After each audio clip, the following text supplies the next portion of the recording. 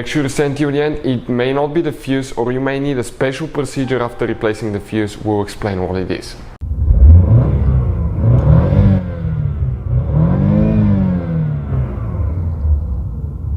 Hey guys, welcome back to Electrical Car Repair Live. Thank you guys for watching and subscribing to the channel. Today will be super helpful video too, and if you're having a Dodge Challenger, if you have one of those and you need to find the fuse for the front cigarette lighter, also known as power outlet, stay with us. We'll explain where it's located, how to fix, how to replace that fuse, why it's super important to test fuses, and also we'll mention how you can replace the cigarette lighter power outlet socket if that's the problem as well. So make sure to stay until the end. All that will be covered in this video today. So before we start, let me just tell you a little bit about us, guys. Every single car we get here at the garage, we try to make at least 200 to 300 free repair videos. Why we guys do that? Because our mission in the shop is to save you as much money as we can. All we need in return, please subscribe to the channel, like the video, that way we can keep making these free videos. And if you guys need to buy any parts, tools, anything for a really good price and quick shipping, check out the link in the description of the video below. That's where we get all our tool supplies from, and you can save a fortune. So let's explain how to fix that now. This specifically, it's 2018 Dodge Challenger. Most people will do one thing, guys. They'll open the hood and they'll try to find that fuse in the fuse box that's next to the engine, in that engine bay right here. So if you come like that, okay, it's not here, guys, it's somewhere else. So we're going to come towards the back. You can see the car was in a little bit of an accident, but not too bad. It runs and drives like a champ. We'll be fixing it soon.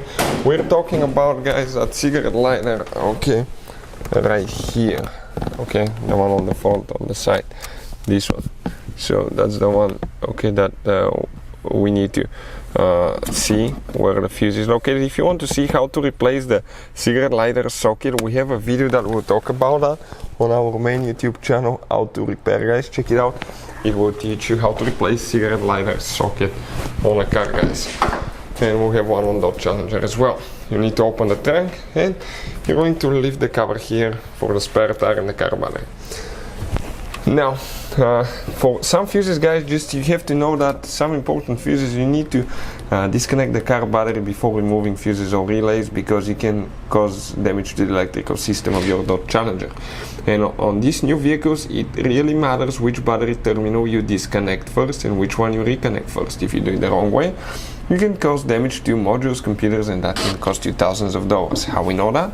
We made that mistake one time. It cost us $2,000 for a new airbag module on Mercedes. So we'll go ahead, open it here, and if you come right there, guys, okay, you'll see the fuses. You have different kinds of fuses. Now, it's super important to test fuses, guys, because sometimes you cannot clearly see if a fuse is burnt and you may think it's good. You put it back in and you will just start spending time and money on parts and problems practically that do not exist. So always test fuses. Relays, we'll put a link to a special video that will teach you how to do that, and also where to buy cheap fuses and relays from. The fuse that we will need, guys, is that fuse right here. You can see next to the relay.